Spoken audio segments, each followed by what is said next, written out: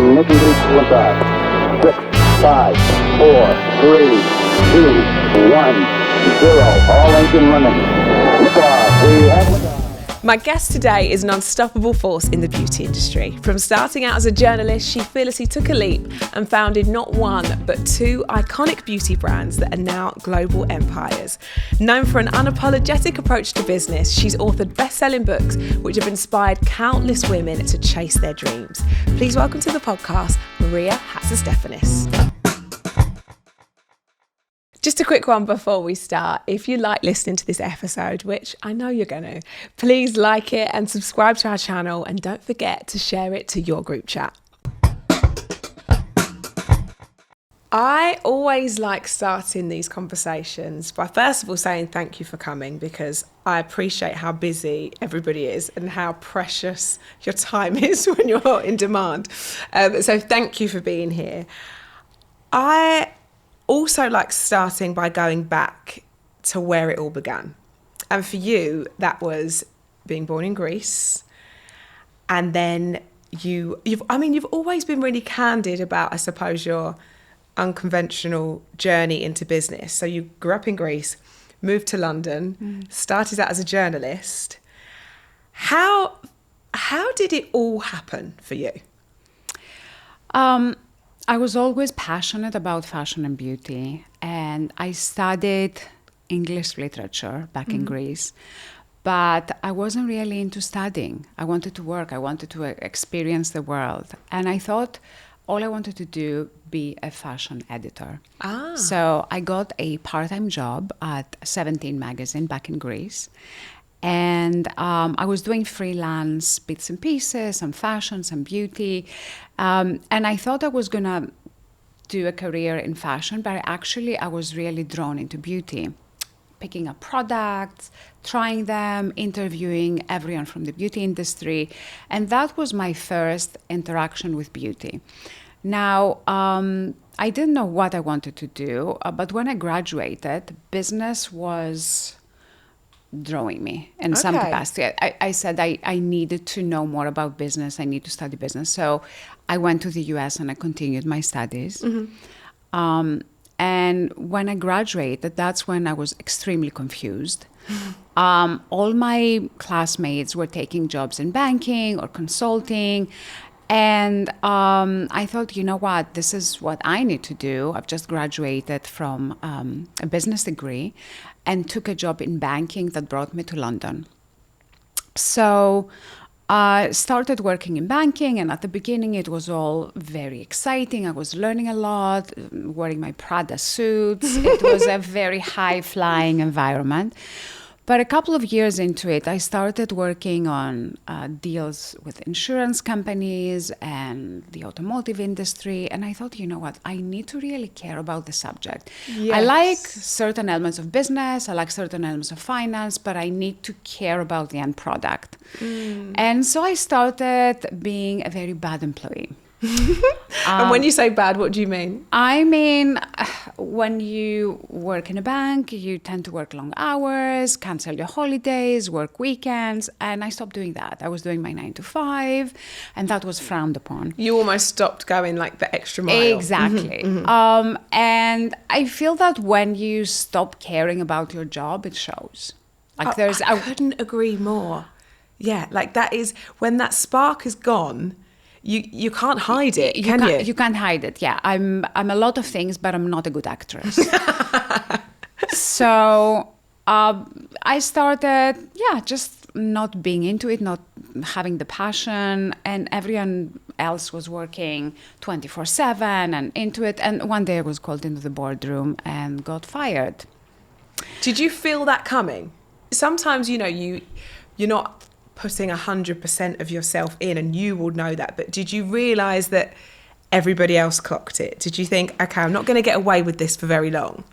I knew that, but I also wasn't brave enough to quit myself because I didn't have my next move. I knew I didn't want to go into another bank or be into the corporate world. I knew that, but equally I didn't know what I wanted to do. So I was in this limbo situation waiting for something to happen so I can take action. Yes, because it's hard to give up that security of a great job, and because you're comfortable, right? And it's always hard to give up that. 100%. Especially at that young age, I had a good salary, I was renting a nice flat, so I didn't want to lose that either.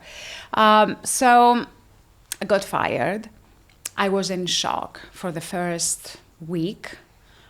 Because I was always a good student, I was always someone who wanted to do well for themselves. So failure wasn't in my script. And suddenly I got fired, which is one of the worst things that can ever happen to you, to your confidence. It's really shocking. And was that kind of the first sort of taster of rejection for you? Because we all have that moment where you're like, it does quite a thing to the ego, doesn't it? Massive. Whether or not it's valid, and like looking back through the lens of success, and like, the older you can say, well, like, obviously I was a bit of a bad employee. I can see why I got fired. But at the time, what did that do to you? I was very embarrassed. I mean, first of all, I didn't tell anyone outside my husband, my family. I didn't tell my friends. I said I resigned because it was very embarrassing for me. And for the first time, I admitted that I was fired when I wrote my book a few years ago. Up to that point, it was something I was holding inside because it was shocking. And what I did, and I know I talk about it quite lightly right now, but that's over 20 years ago. I took some time off. And I just needed to realize what I wanted to do with my life. So it wasn't that I got fired and I started my business the next day. No. It took a few months. I was living on a shoestring budget because suddenly I had to save. I had no income. But I would go to a gallery one day or go and wander, take a walk and go attend a conference. So I just gave myself 3 months and I would have given myself more, but it took me 3 months to really just see who I am and what I wanted to do next. And was you because I think that's quite interesting, and a lot of people will have been in that transition where, whether or not you resign or whether or not you do get fired, giving yourself time and allowing yourself that time to breathe. Were you quite strict with the fact that, okay, this is only going to be 3 months and I've got 3 months to figure myself out? Or was that something that happened naturally? It happened naturally. I would have taken more time if I needed to. Right. But at the end of 3 months, I had the time that I needed to digest what was going on. And during that time, I started researching starting my own business. And did you have a good support system around you around that time? I don't necessarily mean financially, I mean emotionally. Were your family supportive of my family was the potential of a new venture? Yeah. My family was always supportive. My parents they were teachers, now they're retired. They knew nothing about what I was doing. I was telling them, this is what I'm doing. They're like, okay, good luck. But they did not understand what I was doing.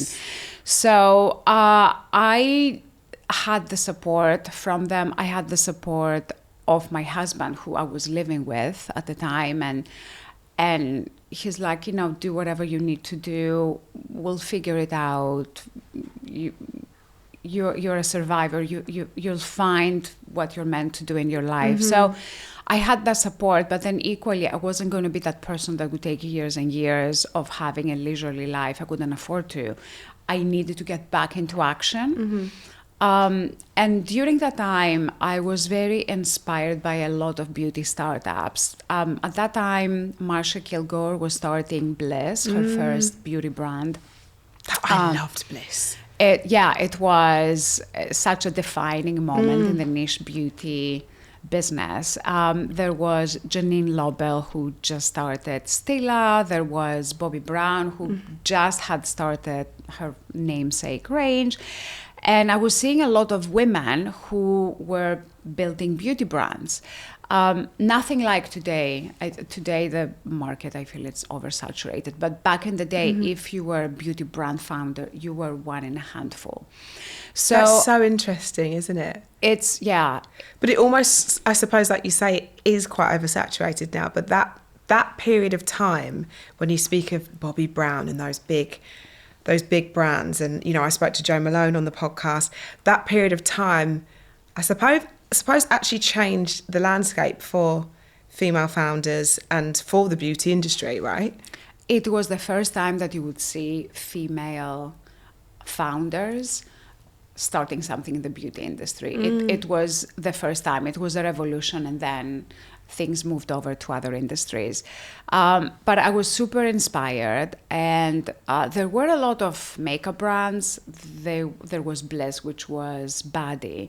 But I felt what was missing from the industry was a skincare range that would offer targeted treatments to specific skin concerns using unusual ingredients. Because back in the day, I'm saying this now and everyone's going to be, yeah, whatever, like every other brand. But back in the day, what you had, so imagine, you had the Clinique 3-step system. The cleanser was a soap. There was a alcohol toner, and there was one single moisturizer. You're so right. That's the basics nothing. that I think my mum taught me: cleanse, tone, and moisturize. That's what all the brands had. The Estee Lauder, Lancome. These were all the brands. You only had 3 products. Skincare was very basic, and so my idea at the time was very unique. And then coming in and launching with the snake serum, dragon's blood, bee venom, and using ingredient-led stories to launch Rodial, that is what put us on the map. So that's how it all started. I mean, it's a brave and bold move, but I suppose you know at that point, if the market looks a certain way, to make any sort of cut through, you're going to have to be bold, and you're going to have to bring a completely different offering. Was when you approached people to come on board, and we'll get into how that started in a little bit, but was there reluctancy from people to be that kind of unapologetic and outspoken with and different?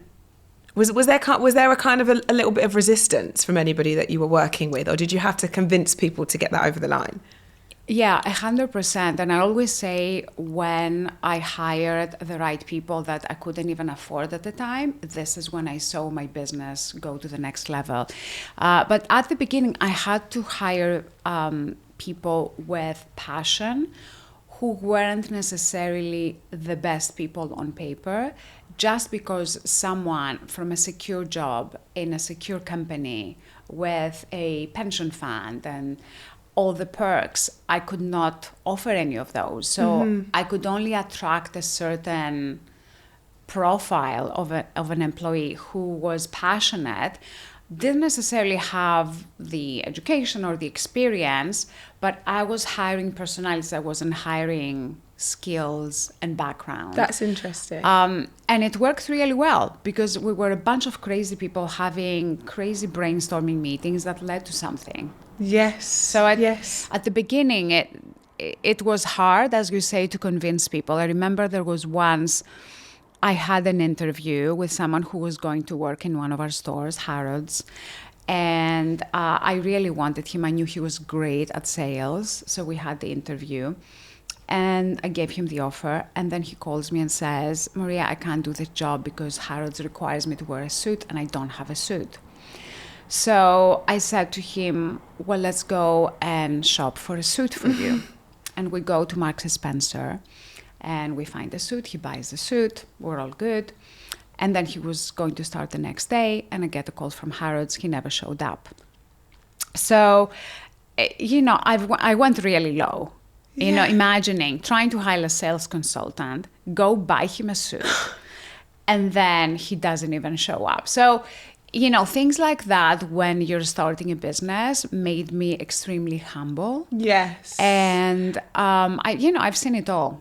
Yeah, I bet. And those little moments that you think, and I have this where I think, I would never do that to somebody. And I've said this before, that you expect you from everybody else, and you find out very quickly that that is not the right thought process to have. You need to almost expect the worst and be surprised later, you know? Yeah, 100%. Who was your first port of call when it comes to building a team? Because like you say, you've got all of these incredible ideas, this possible cut through, and something that you know that you're passionate about, and something that's going to disrupt the whole skincare industry. Where did you first spend your money? Who was your first hire? Sales, Okay. a new business. So this is aside of that, which is the key thing, I had a part-time accountant. So I was doing pretty much a lot of the product development, dealing with the warehouses, design. I was doing a lot of that. I was doing some PR as well. I didn't want to deal with accounting because that wasn't the best use of my time. So I had someone do that part-time, but that wasn't going to change the business. It would just allow me to focus on the things that I'm good at. And then from maybe not day one, but day 90, I went and hired a head of sales. And I've always had this function in my business. Over the years, it had changed. So let's say at the beginning, I went to Harrods. There was someone who was running a department. And I said, come and be my sales manager. So giving someone the opportunity to be the head of sales as their first job in that capacity, but being in the industry. And then as the business grew, you obviously looking for heads of sales who have dealt with international markets and they know retailers and they know how do you build a counter. So as the business grows, I still needed that head of sales, but they would need to bring different skills to take the business to the next level. Right. And for you, when you have this idea, so you've taken your 3 months, you found the thing that you're going to do, which is then Rodial. How long does it take to get it to market? Because I know how this looks and there's lots of testing and lots of formulations. What's the time period between those 3 months and the first product being available? About a year. Okay. But at the beginning, I made a lot of mistakes because I was cutting corners. I remember our first packaging. I got this top London design agency to design our logo and our packaging. And the name Rodial is derived from the Greek word for pomegranate, which is Rodi. Okay. And so they were inspired by pomegranate, and a lot of the colors were red and plum, but in a sort of rainbow situation rather than clean. Right. And the logo was a handwritten style. Like a sort of sketchy, very, very light. It looked amazing on paper. We loved it. Printed everything. We were doing an exclusive launch with Selfridges. The product goes on the shelf. It was impossible to read. Ooh. You know, you were 3 meters away and you would see a block of color. You couldn't see the logo. You couldn't see the beautiful sketch. So that was a disaster. I had to go back to the drawing board. I exhausted all my design budget. And so I went to the local called Quick, which was sort of a local printing store. And I sat with their printer and I actually designed the Rodial logo as it is now. Wow. So you can read it. We sold through that packaging and then had to start again and come up with something new. But I made a lot of mistakes at the beginning to be where we are today. I think the business right now is a lot more sophisticated and there's a lot of great people out there and mistakes like that don't happen anymore. But back in the day, now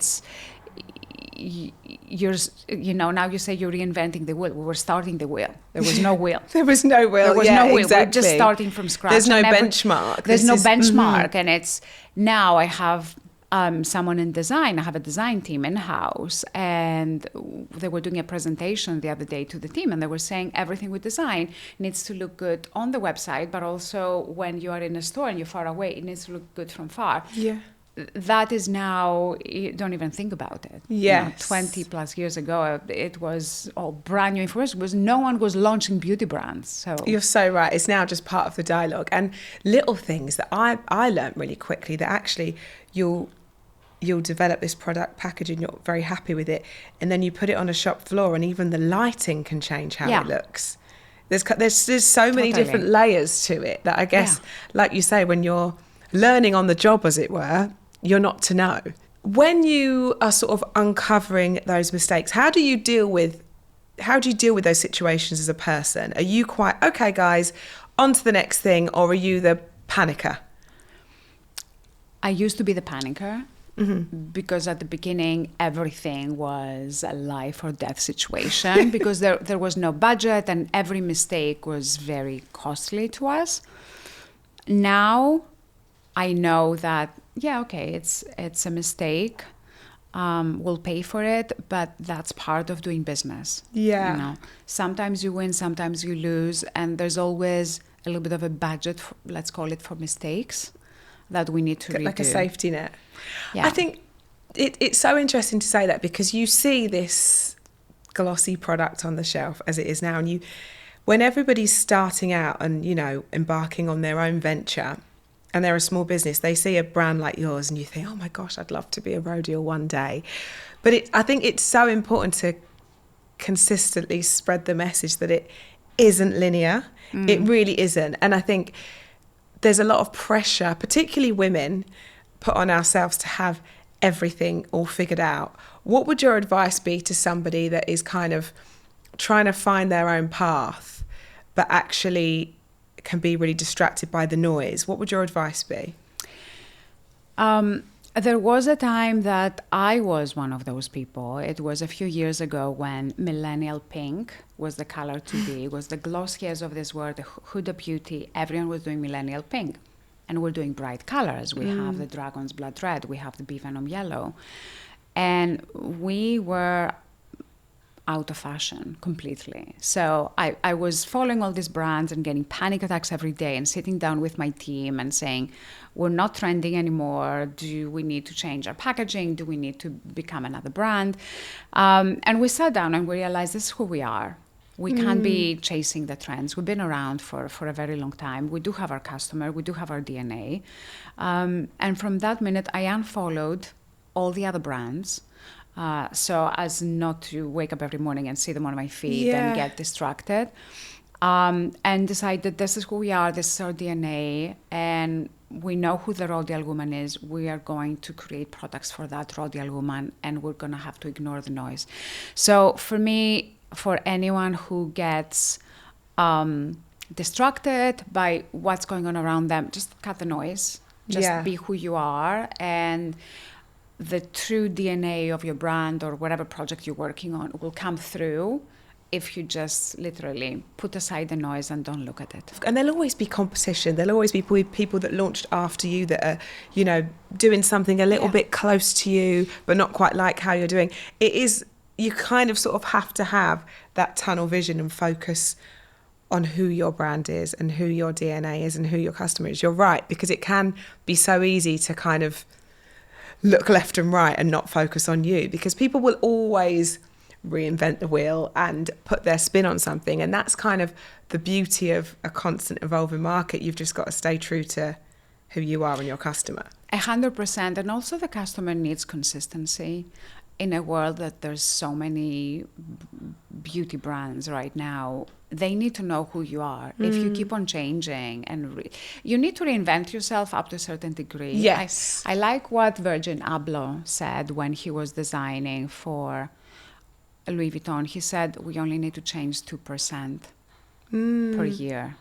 That's the change. And for me, that stuck with me, that if you want to evolve a brand, you can't totally reimagine yourself. And I've seen brands totally reinvent themselves and then they lost the original customer and it was hard to get back. Yeah, you're so right. Rodial from the outside just seems like it's continued to have this like rocketed success. It honestly is one of, and you know that I'm such a fan, it's one of my staples in my home and it always has been. And what I think, just being a fan and gushing for a minute, what I think you do so well is, I love it, my mum loves it, my little sister loves it.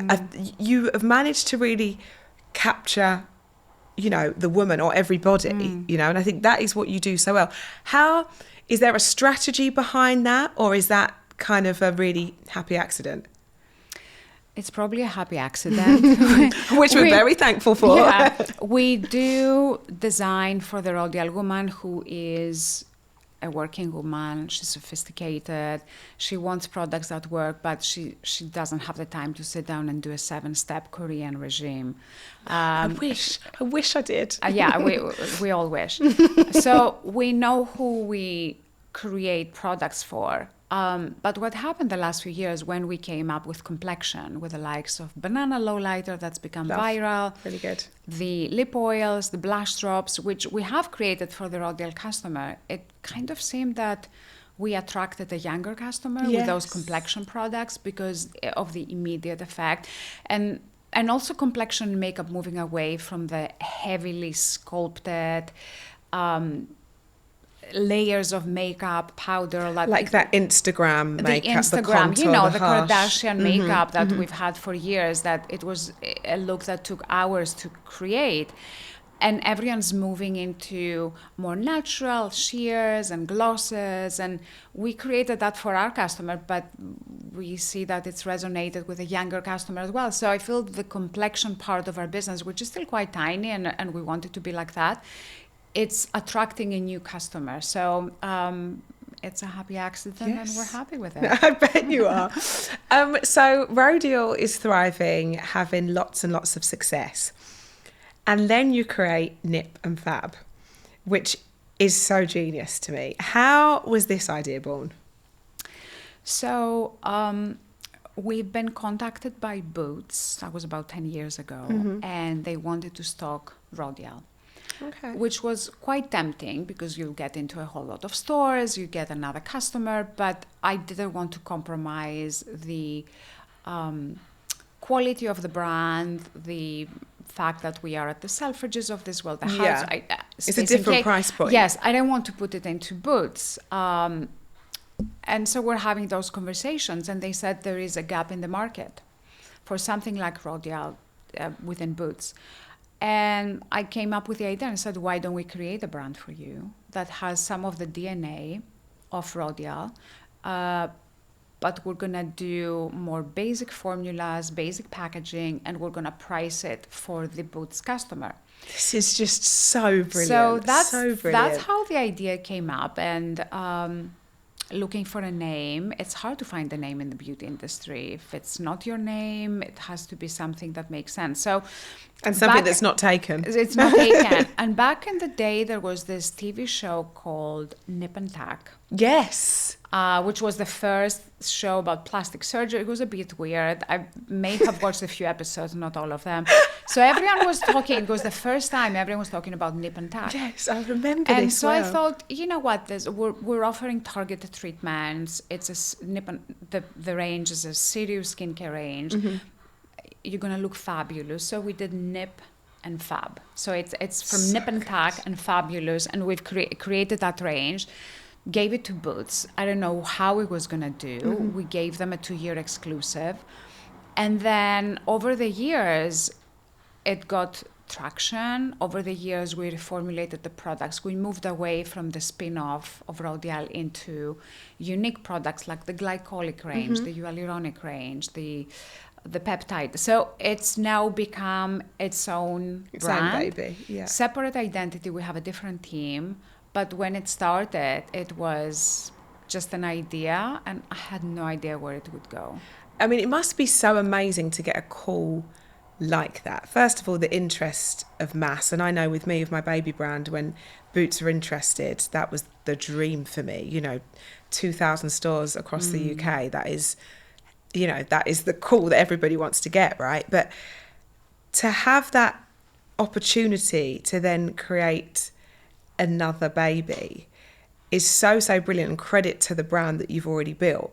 For you as a founder, how do you, because tending to one, and I always say baby because you know that they are your babies, attending to one baby and then putting another one in the mix, particularly at the start when you think it's going to be almost like the little sister brand, but then it has its own identity. How do you sort of make time to focus on 2 different brands that mean a lot to you and give them your everything? At the beginning, I was doing both. But for the last few years, I have taken a step back. And there's a separate team that deals with it, with a managing director, with a separate new product development team, design team. So it's run separately to Rodial, and I'm involved to things like branding, overall look and feel of the brand, connecting it to the past. So we have that connecting link between when I started Nip and Fab and where it is now. But because exactly as you said, it's very difficult to keep your eye and manage two brands at the same time. I couldn't do it. I don't think if I did it, both brands would... well, something has to give, something has to give. So after a point, I realized I can't do this. I need to focus on one brand. And obviously, I started Rodial. So my identity is closer to Rodial. I feel I know the customer a lot more. And so it's sort of both brands are run separately, and we found a happy place. Yeah. And I think that is so important because, like you say, and it's only credit to the way the brand grows, but when you start something and you think, I can imagine at the time that the proposition is that it's the little sister brand, that it will be easy to do, because we all think that we can do everything, don't we? We think we can walk every walk. And I think it's quite refreshing to hear you say that actually something was going to give, and you don't want to see any brand fall because you're sort of spreading yourself too thin. And I think as women that we do that, don't we? Sometimes, like, I think that I can spin every plate and then I'm going to drop a few at some point. No, 100%. And there was a time after Nip and Fab, I think we got really big in our shoes that we're doing the right thing. And we launched a men's brand called Nip and Man, and that totally flopped. Right. And that kind of goes to show you, like, you can't do it all. Yes. You can't do it all. You don't know every customer as well as you know your original customer. And so we gave it a chance. Still it launched at Boots and Superdrug, so it had a good start. But the men's business I find extremely difficult. That is a tough nut to crack, isn't it? It is very tough. And how many times people, would you do a men's range for Rodial? I'm like, no way. Forget it. It's men's skincare is such a difficult business. But also, I don't know the customer enough. Yeah. And frankly, I don't want to know them. And if we're basing it off of my husband, they just take my things anyway. 100%. They're not interested in investing in their own. They 100%. just want mine. So it's sort of, I feel that we need to be true to what we're good at, who we are. I can only manage one brand. Yeah. That's what I do. And then the rest finds absolutely a way. Absolutely that. When you talk about the customer and the customer that you've known so well after 20 years, right? There has to be sort of lots of different avenues to reach that customer. In 20 years, I can imagine there's been lots of different strategies and different approaches year on year. What has been something that's worked incredibly well and something that hasn't for Rodial? So before the pandemic, we were purely a wholesale brand, meaning the focus of the business was selling at retailers. And everything we did, whether it was a press event, whether it was digital marketing, anything we did was driving customers to the stores. Right. With COVID and the lockdowns, when all the stores suddenly closed and we needed to get revenue for the business, suddenly we're like, okay, well, our website now is the only thing we have to make it work. And suddenly we started thinking as a D2C brand. That's so interesting. It's due to the lockdown and the pandemic. So then we started working more with influencers and doing paid social and getting on that bandwagon. And that worked really well for a year or so. Then everyone got the word that paid social media is the way to go. So everyone started going back on that. And it's at the point where customer acquisition costs are extremely high because everyone's doing it. So we took a slight step back from that and went back to live activations and doing events and creating communities and hosting, networking, breakfast and lunches with different people every time, which the idea was, we want to introduce you to Rodial, but we want you to have a good time. We want you to meet a bunch of interesting women and make friends. And we've been doing this for about 3 years in London, we've done it in New York, LA, and internationally in a few places where we host regular events, and they're networking, but also you can see a little bit of Rodial. I'm not a big, I'm going to sell you Rodial in your face. Yeah. And sometimes I'll do an event and people are like, yeah, why don't you do tutorials? And I hate it when you sit people down like, let me show you how to cleanse your face. Like, I don't do that. I feel that the best way to sell a brand is offer subliminal messages. Yes. And this is a Rodial event. This is your bag. I can tell you a few things about the product, but let's just have a good time. Make those connections. And this is something that really worked for us post-pandemic. And don't you think even like when you think of online, that's, the people that are at your event, but when you think of online, people can really, it's not 20 years ago, it's not 15 years ago. People can really tell an ad apart from when someone's using something in an authentic way, right? And I think, do you notice as a founder that actually the engagement for those kind of posts fall rather than the ones when someone is actually probably hasn't been paid, they might have been sent something or just using your product as a fan? Can you really see the difference? 100%. And we've made mistakes, especially when you first get into paid work with influencers, where we work with people with millions of followers, but their audience wasn't our audience. So Right.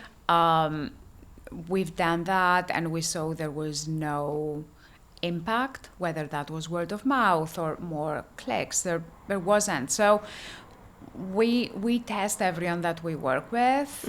We do prefer people who already love the brand, and there's a few people that we still work with right now that started from customers, and they bought the product, they did a video, we loved it, and actually we made them think that this could be a career for them. And there's a few influencers right now who started as customers of ours at the pandemic who have now developed careers. So it's as you said, it's the affinity for a product, and the customers can see through all the clutter. They can see through if you're genuine about promoting a product or you've been paid. Yes. And I hate that when I see an influencer.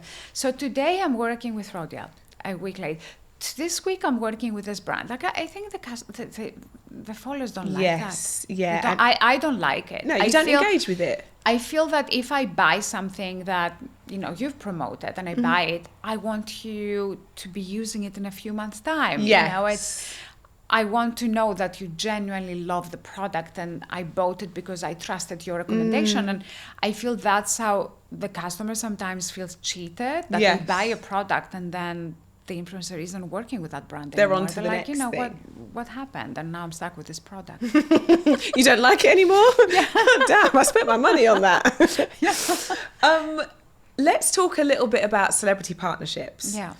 Because we're talking big celebrity partnerships here. We're talking the Kylie Jenners of the world. Yeah.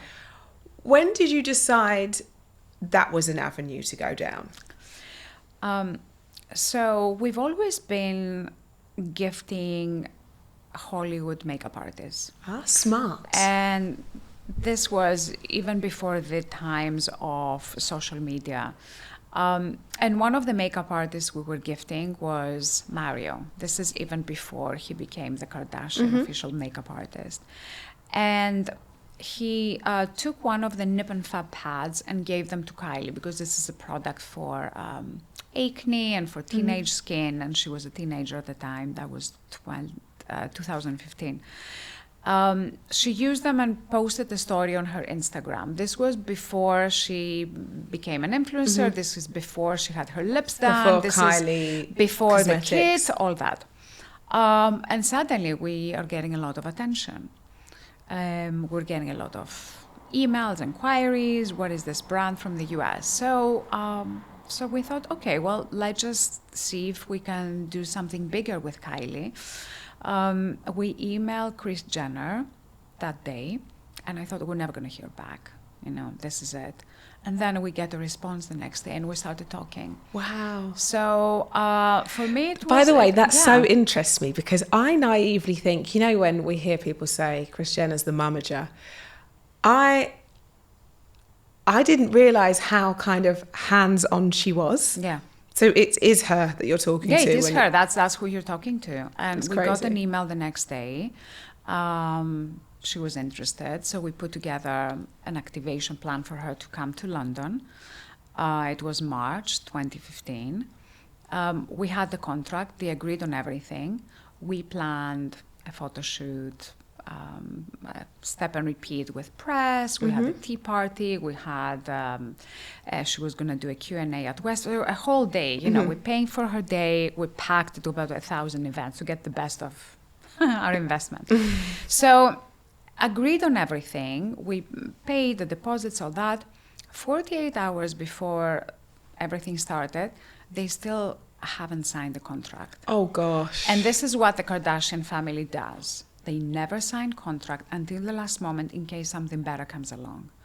We were freaking out because we had you've been in this industry, you know how much work it is to organize all that. And I know how much back and forth there is with legals, you know, and how long that process takes. And they were easy at agreeing on everything. We had more difficult people over the years. They were very easy, but they were just not signing. And we're chasing every day. When are you going to sign? When are you going to sign? So 24 hours before the event, they signed the contract. Kylie gets on that flight from LA to London.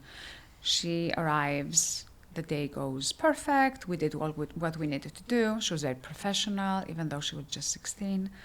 Which is so incredible, isn't it? Yeah, it is. And it went so well that we did another activation with her 6 months later in LA. So we went to LA and we organized everything. And then a month later, she launched her lip kit. So that was the end of Kylie being an influencer in beauty. But, you know, for me, it was the time. It was being bold at asking the question. At the time, before she became who she is now, we could afford her. We could not afford her right now.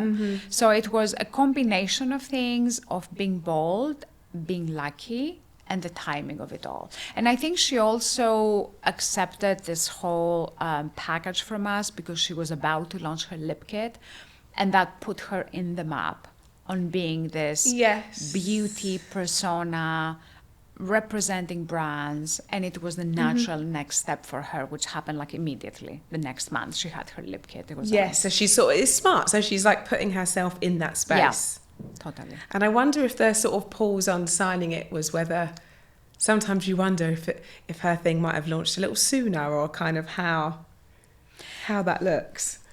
I think that she was thinking about it. She got inspired. She got the confidence that she can do this, went through the steps with another brand, and then was ready to do her thing, which took off. And it very was incredible. Smart. Very smart. I have to tell you one thing, how smart and how shrewd Kris Jenner is. Because they were talking about the lip kit on our second event. And I said, I would love a lip kit. So actually I would love 3 to give to a couple of my friends. And I get the bag and the courier says, yeah, this is going to be $100. And I had to pay for the lip kits. I had to pay for, we've paid hundreds of thousands to give Kylie the campaign, and I had to pay $100 for the bloody to accept lip the kits. delivery. So, yeah. She knows business. She knows business, nothing is free. And I wish I still kept those lip kits, but I gifted them. Yeah. It's such an interesting story. And I suppose just on the flip side, it's really important to test your market. And that's kind of a real example that Kylie tested that market with you. Yeah. And poof, her own thing is born, which is pretty amazing. We're talking now 2015, fast forward to 2025. You are still so relevant as a brand. I know we were talking Nip and Fab then, but talking Rodial, you are still so relevant. And I'm just so curious to know how, like, year on year, do you look, how do you sort of keep your customer engaged and recruit new ones? Like all these years on, it's so incredible.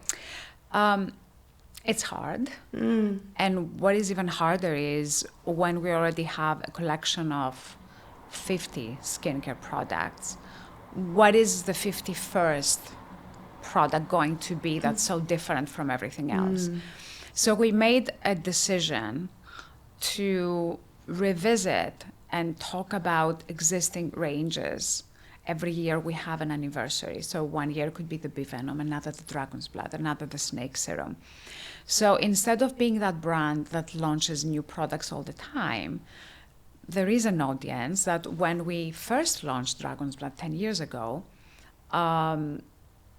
they've been buying it for years, maybe on and off, but there's a new audience that hasn't heard of Dragon's Blood. So instead of launching new products that may or may not be successful, let's take our bestsellers and re-educate new audiences and get them excited and passionate about them. So that's one strategy that we're using. And then I feel our complexion has been super successful. And that is a way that we can recruit a new customer because the price points are also a lot more affordable. You can see the results. So when we do a social media activation, you can see the banana lowlighter before and after. You want it there and then. So it's a combination of still continuing our heritage skincare products, which are the core of our business, and coming up with a few trend-driven products that show you the transformation and are the quick purchase and something I need to have now. So it's finding a balance between the two. So I suppose it's continuously reminding people of, like you say, those heritage original products. And by doing that, you'll always recruit someone new, right? If you're always talking about the kind of hero products, you'll always recruit someone new along the way. Yeah, 100%. The products are still great. And, you know, for me, I'm also conscious about how much product do we produce for the world. We don't need a lot.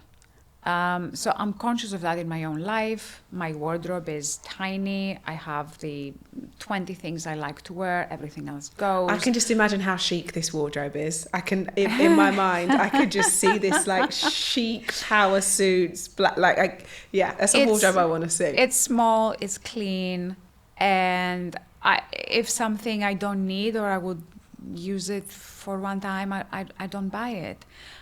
So the same way I think about my life, my wardrobe, I'm a minimalist. I want to think about my business as well and the product. So sometimes my sales team is very frustrated because the more products you launch, the more orders you get from the stores.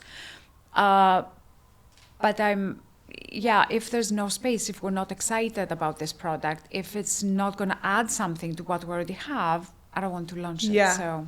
And I suppose it's hard because you're sort of teaching a customer a routine and this is what you need and you're very passionate about every product. And then it is confusing. As a shopper, it's confusing because you're like, hang on, I thought that was the face wash I was supposed to like. Why do I now need, So it makes perfect sense. Overcomplicating it sometimes can be distracting. I know that you're really passionate about women in business and really sort of championing that. Tell me a little bit about your book and why you thought that was important for you. My book, How to Be an Overnight Success. Genius name. Yes, and I put that title for a reason because I feel that the younger generation of women want an overnight success and read about what's looking like an overnight success, which is just an overnight exposure. It takes many years, as we all know. And I wanted a title that a lot of young women will be attracted to because that's what they want. And on the first page, I say there's nothing like an overnight success. It took me 18 years to be where I am today. You can be successful. You can make your dreams happen. But it's a long road. There's a lot of ups and downs. You will get there, but not overnight. And for me, I just wanted to bust that myth of overnight success. And I have a lot of examples in there. Justin Bieber is one of the examples. Like people think, he just woke up and he's been singing since he was 10 years old. Like his mom got him to do a YouTube channel. He was singing there and So when we heard about him at, I don't know, 18, 20, I don't know how old he is now, a bit older. When we first heard about it, he's been singing for 8 years, Yeah. and that's all he was doing in his life. But people think, oh, how lucky he is. He woke up and he's an overnight success. It's so true. It's almost like because they're now on your radar, you think Yeah. overnight success, and you're like, Yeah. this overnight success took me 20 years. Absolutely, yeah. So what I've done with my book, I wanted a very candid book about starting and growing a business. And I'm very much a person who I talk about my mistakes. I talk about what went wrong, what I learned from it. And the feedback that I get is because I know there's a lot of business books out there. It's one of the few books that actually tells the truth. Yeah. How I didn't have budget to have an office at the beginning because, I didn't get funding. I'm still self-funded. I didn't have the budget, so I was doing all my meetings at Starbucks. No shame there. A few years later, we got some more money. We got a nice office. But I feel that sometimes the idea of this female entrepreneur, it looks very glamorous. Yeah. With you start and day one you have this amazing office and you have an assistant and you have this amazing team and you're going to press events and you're And it looking looks like very this. glamorous, yeah. Exactly. Well, I don't look like this. We actually said that when you arrived. You said, after this, I'm going to the office, so I'm actually going to go home to get changed quickly because we don't work like this. Yeah, totally. And it just, I wanted everyone to know exactly what it takes to own your own business. Yeah. I've spent, during lockdown, I went to the warehouse and I was packing orders because we didn't have enough people to do it. I've done so many things over the years to get the business running.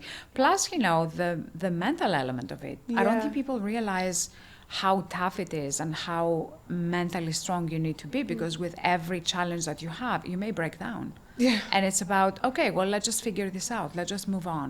We'll find a way. I always say, if I haven't done anything illegal, there's always a way. Yes. Right? Yes, you're so right. And I think you do overlook when you enter the world of business, like I had no idea of what to expect, but you literally take on every role at some point, Yeah. don't you? Like there's, I still am. So, the cleaner, the everything, like we have all Everything, yeah. been everything. You touch on funding there, and funding is a conversation that we come back to time and time again. It is so hard for women to get funding when starting a business. How did that look for you, and how, as you say, you're still self-funded? Yeah. How did you find that? Because that is not easy by any means. I wanted to get funding. I presented, I put a business plan together. I presented to VCs and private equities. But back in the day, no one was investing in beauty businesses. It was unheard of. And I was a girl who was just fired from a job in banking. I didn't have any background in beauty, so I didn't have the credentials. It was almost like you wasn't a safe bet. Exactly. So I did believe very strongly in my idea, and I had the vision of this is going to be a great business one day, but I couldn't convince anyone around me. So started with, I had about £20,000 of savings from my days in banking. Started with that. I wasn't taking a salary. A lot of hand to mouth for the first few years. And I kind of got used to that right now. And I feel that one thing I learned is to be very disciplined with money. So when you don't have a whole lot of funds, everything you spend needs to have a return on investment. Yeah. You can't just be spending on things that don't matter. So that made me very disciplined, and every decision we make, we think of what the outcome is. Is this necessary? Yes. Do we need it, or can we do without it? And I'm not saying over the years we've done things like, fancy events that cost tens of thousands of pounds for no reason whatsoever. And then you're like, why did I do this? We've all been there. Yeah. We spend money on things that were unnecessary, but I feel I have the discipline to look back and say, well, we didn't need that. So going forward, let's just be a little bit more strict. Yes, yes. It's so interesting because I've spoke about this with a couple of guests that actually, and I spoke about it with Michelle Kennedy, that actually women make up 85% of household spend.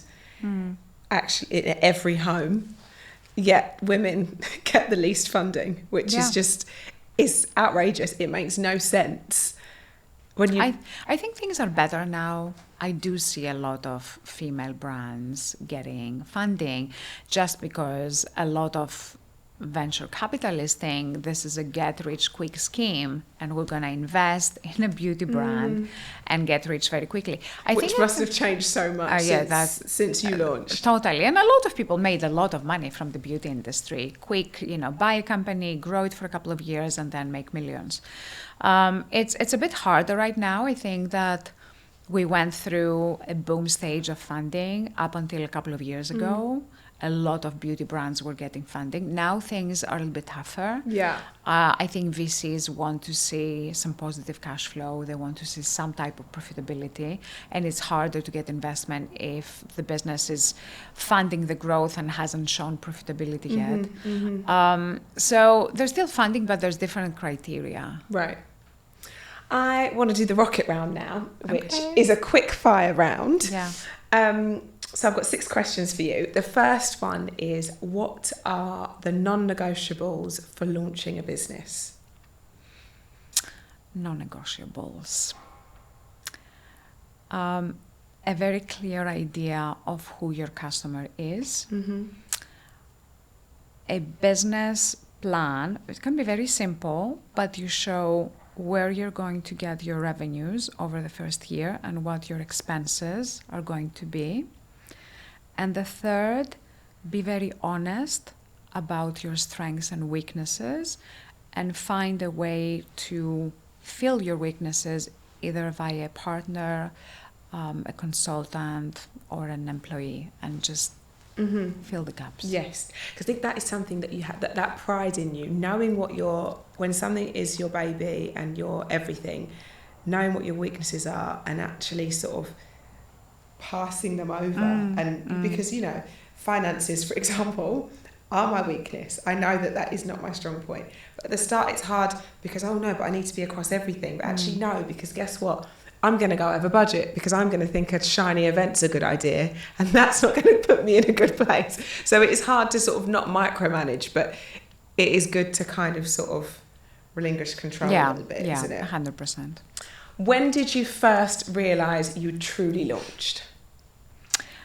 When we launched Snake Serum, it was the first hit we had, and that was 5 years into the business. Wow. And it was that defining moment and the risk in naming a product Snake Serum that created traction and buzz when we didn't have advertising or marketing budget. Amazing. That is so inspiring. It just goes back to what you were saying, that slow and steady does win the race. What do people usually seek your advice or help for?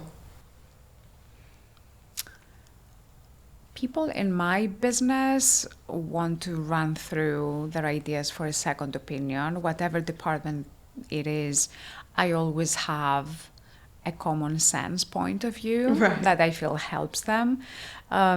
For young entrepreneurs who are starting a business, a lot of them are asking me, how do I know it's the right business for me?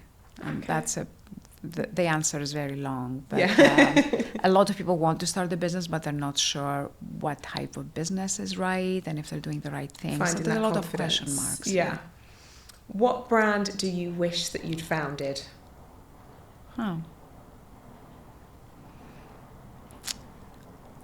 It's hard to come up with a brand. I love the Row. I think it's genius. Yes. And it's how a brand so simple can charge such high prices and we all go and buy them. More fool us. Right? You're so right. It's genius. It's a genius concept. Yeah. I love the Row, and I feel like Wardrobe NYC is that similar kind of the simplicity. Totally. I can see your wardrobe looks like that in my mind. Yeah, I have a few pieces from both. Yeah, both overpriced. Yes, absolutely. If you could choose one female figure as a mentor, past or present, who would it be? Anna Wintour. Oh. Full stop.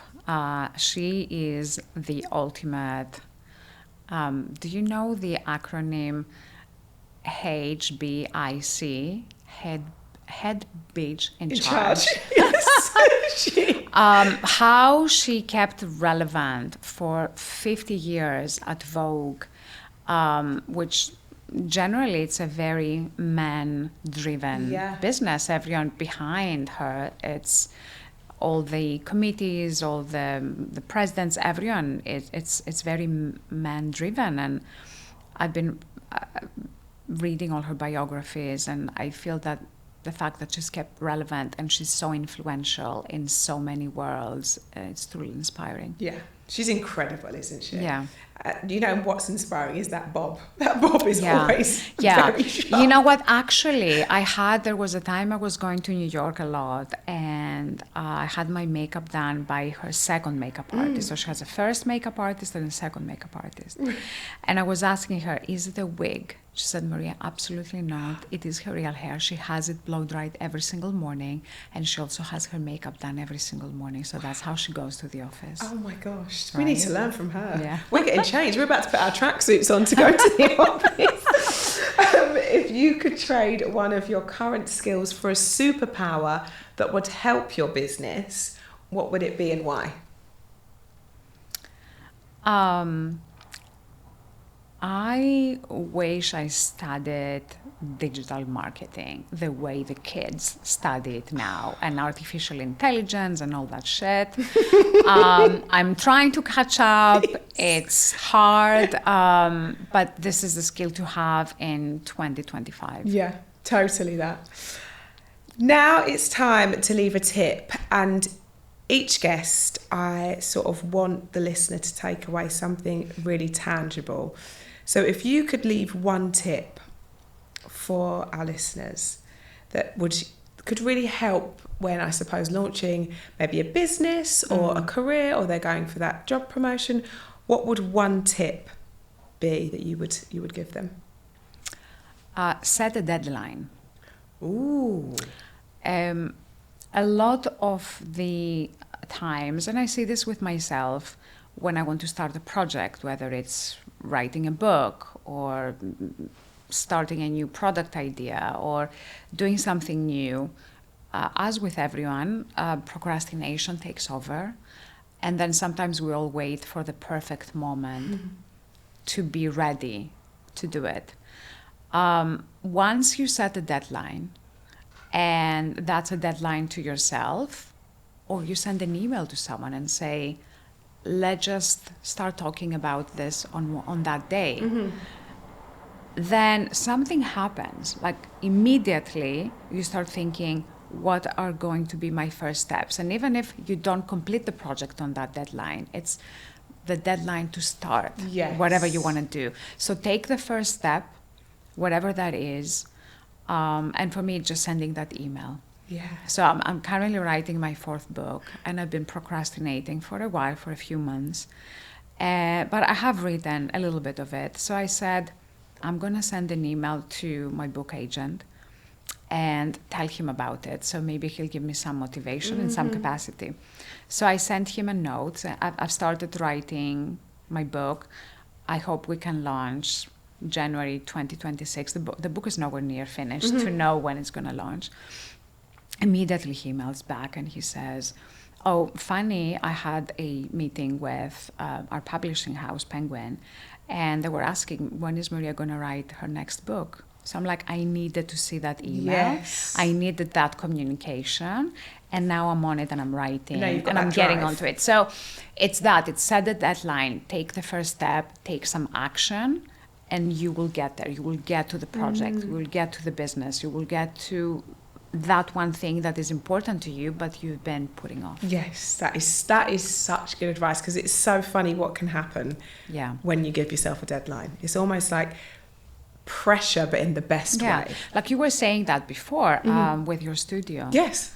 Yeah. Like you created the studio because one of your guests said, I can only record that day. And you put it together quickly, and then you started recording, and here we are. And now we are. Now we're series 2. Exactly that.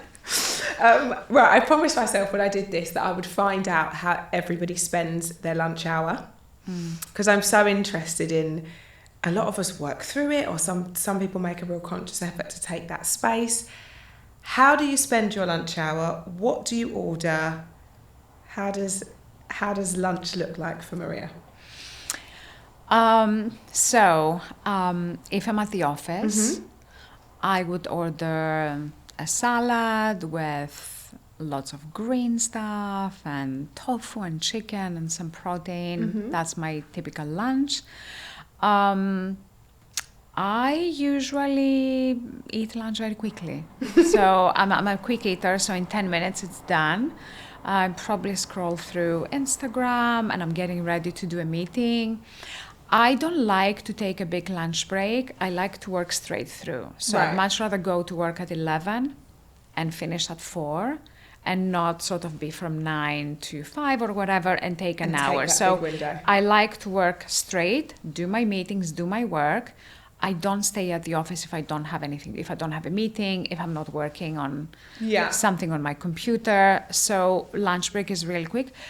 But I prefer to see friends and go out and have a proper lunch. And it could be a business lunch. It could be inviting a bunch of girlfriends of mine to escape the office and have sort of a nice break. A little bit of time out. Yeah. So it depends where lunch is. But I usually work straight through. Thank you so much. I've honestly loved this. It's been so interesting to chat to you and learn more and more about you. You've been a dream guest, so thank you for coming on. Thank you for having me.